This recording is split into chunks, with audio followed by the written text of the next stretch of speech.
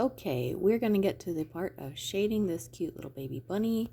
We've already gone through the steps of using shapes to create his general shape here.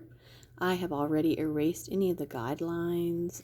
I mostly have erased them that were shining through.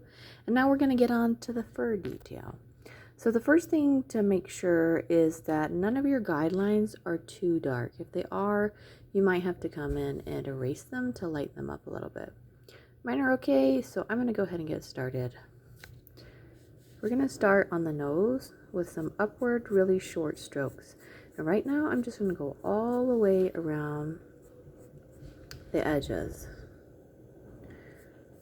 Okay, up the ear. Actually, I'm going to have to lighten that up a little bit or the texture's not going to show. So I erased that guideline a little bit. And I'm coming back in with these short little lines. Okay, I'm not sure if you can, let me zoom in a little. Okay, there we go. Now you can see the detail of it. The top, and then they're going to continue to kind of point upwards and out as we get down the side of the ear. Again, I'm going to lighten this up a bit. Good. So you can see those little fur marks as it gets around the side of his head. These lines are more horizontal. They're still not necessarily touching, so it's not going to be the ending shape. The hairs around the cheeks are going to be a little bit longer, and that's good. That's what we want. But most of the hairs around his nose and ears are pretty short. So we're just going to continue on with just the edging for right now. Get a little bit shorter lines as we get closer to his mouth.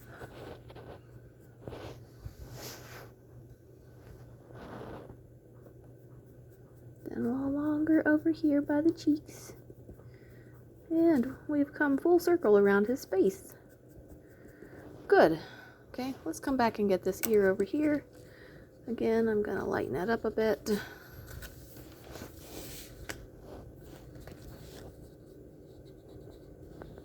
You can still see the lines, but they're not overpowering. Short little hairs on the ears. Follow the same line that we drew.